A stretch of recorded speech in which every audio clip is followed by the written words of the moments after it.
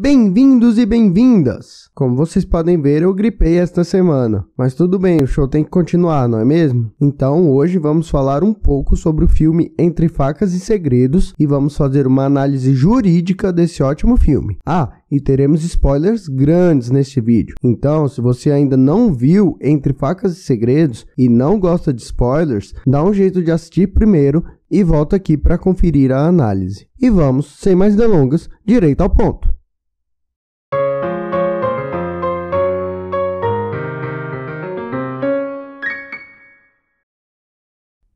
Entre Facas e Segredos é um filme que possui uma proposta de instigar o telespectador a imergir em um típico cenário de investigação policial, ao melhor estilo Agatha Christie, tendo como enredo a morte do patriarca Harlan Thrombey, encontrado sem vida em sua residência sob uma contundente suspeita de suicídio. Após ser contratado anonimamente para apurar esse aparente caso sem mistérios, o estimado detetive particular Benoit Blanc, o 007, usa toda sua expertise para trazer às claras todos os pontos ocultos deste fatídico ocorrido. Apesar dos elementos característicos de um regular filme investigativo, o filme tem uma narrativa mais leve e aberta, divertidinho até, apresentando, já na primeira meia hora, todos os contornos que circundam o mistério. O primeiro ponto jurídico relevante é que a investigação de um potencial crime é levada, em regra, pela polícia judiciária, que é a polícia civil. Isso porque, no Brasil, nós não temos o chamado ciclo completo, mas sim duas polícias, a polícia militar, que faz o patrulhamento ostensivo, e a polícia civil, que faz o papel de polícia judiciária, investigando os crimes. Esse é um aspecto muito criticado na criminologia e na segurança pública, já que a polícia que está nas ruas não é a mesma que investiga, dificultando o diálogo entre essas duas funções. Mas isso é assunto para outro vídeo. O que importa aqui é que, no filme, nós temos um detetive particular que, no Brasil, conforme a lei número 13432 de 2017, pode colaborar com a investigação. A atuação típica de conduzir uma investigação do detetive particular aqui se restringe ao âmbito civil, sendo que, no âmbito criminal, ele só pode colaborar desde que tenha concordância por escrito de seu contratante, que pode ser o suspeito ou a vítima, e desde que haja permissão do delegado. De modo diverso, nosso detetive, Benoit Blanc, tem liberdade em seu trabalho investigativo junto à polícia, o que, somado à sua personalidade irreverente, traz uma leveza muito cativante ao filme. Então, esse é um aspecto relevante. Mas e a morte principal do filme? Morte do patriarca Harlan Thrombey. Em resumo bem resumido, na noite em que completava 85 anos, Harlan, que era um escritor de sucesso com patrimônio considerável, estava pondo a casa em ordem durante sua festa de aniversário. Estava cortando pensões de sua nora, revendo seu testamento, essas coisas. Em uma conversa particular, ele avisa seu neto Ramsay de que excluirá todos seus filhos e netos de seu testamento e que deixará todos os seus bens para a enfermeira que cuida dele, Marta, uma imigrante latino-americana. E aqui somente um detalhe: no Brasil só é possível dispor de metade do patrimônio em testamento. A outra metade deve ir necessariamente para os herdeiros legítimos, mas isso também é conversa para outro vídeo. Continuemos. Após saber que foi excluído do testamento milionário, Ramsay, um playboy, digamos assim, fica furioso e vai embora da festa de aniversário. Logo após, ele tem uma ideia. Ele sabe que seu avô está tomando medicação para dor e está tomando morfina para dormir. E ele sabe que, se a enfermeira for responsabilizada pela morte de Harlan pela lei americana, ela será excluída do testamento, que será anulado. Então, Ramsay volta à mansão do patriarca por uma passagem secreta, troca as medicações do avô e, por precaução, some com o antídoto para a overdose de morfina. Pouco depois, na hora da medicação, a enfermeira, Marta, se distrai. Sem perceber, ela troca os frascos que já haviam sido trocados. Ou seja, ela pensa que deu a dosagem errada porque ela trocou os frascos por distração, mas na verdade ela estava dando as dosagens corretas das medicações corretas. Acontece que a mãe de Marta está nos Estados Unidos ilegalmente. Certo de que iria morrer em poucos minutos, apesar de que estava tudo bem com ele, Harlan tem a ideia de se suicidar para livrar Martha de qualquer problema com a imigração. Ela resiste à ideia, mas Harlan acaba tirando a própria vida. Em síntese, Ramsey troca as medicações de Harlan. Martha dá as dosagens certas, acreditando que deu as dosagens erradas. Harlan tem a ideia de se suicidar para salvar Martha da acusação de homicídio culposo.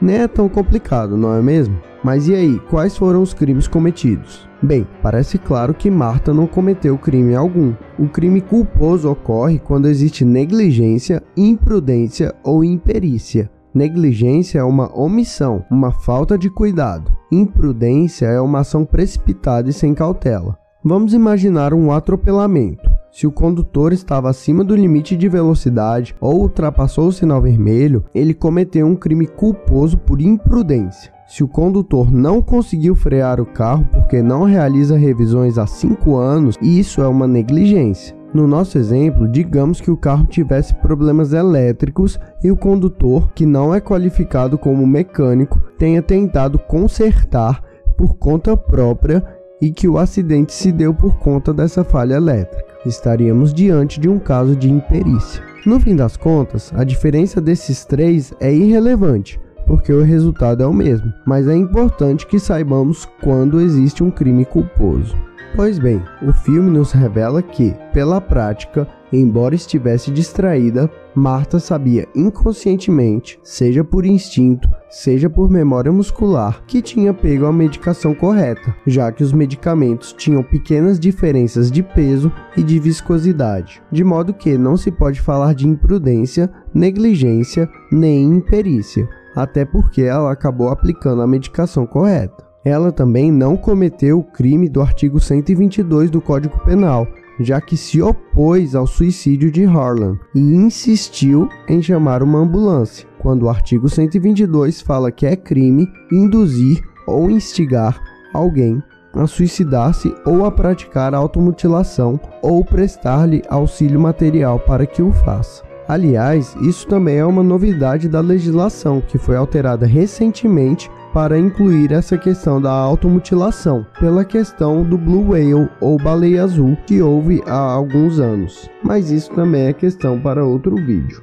De qualquer forma, Martha não praticou nenhuma dessas condutas. Lembrando que, como já falamos aqui, no direito penal temos o princípio da legalidade estrita, e a conduta criminosa deve se amoldar perfeitamente ao crime que a norma descreve. No caso, não houve isso, não importando que, depois da morte de Harlan, ela tenha seguido o plano dele para se eximir de qualquer culpa. Já no caso de Ramsey, temos uma situação bem diferente. Ele deliberadamente agiu para matar seu avô, só que este cometeu suicídio. E aí, meus caros e minhas caras? Aí, nós temos o fascinante tema da causalidade no direito penal. Conforme o artigo 13 do Código, o resultado de que depende a existência do crime somente é imputável a quem lhe deu causa.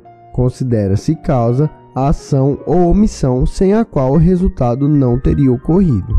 Imaginemos que uma pessoa, chamada Escobar, leva um tiro de outra pessoa, chamada Bentinho. Escobar é socorrido e, no trajeto para o hospital, a ambulância se acidenta e Escobar morre. Como o direito resolve esse dilema? Bem, o artigo 13 é um norte. Ao atirar em Escobar, Bentinho deu causa ao resultado morte. Mas aí vocês podem se perguntar, e se o tiro foi de raspão e não levaria à morte de Escobar de jeito nenhum? Vocês também poderiam perguntar, se, conforme o artigo 13, é imputável quem deu causa ao resultado, será que a pessoa que vendeu a arma para Bentinho também seria responsável? E a pessoa que contou para Bentinho que sua esposa, Capitolina, o estava traindo com Escobar, essa pessoa também é responsável?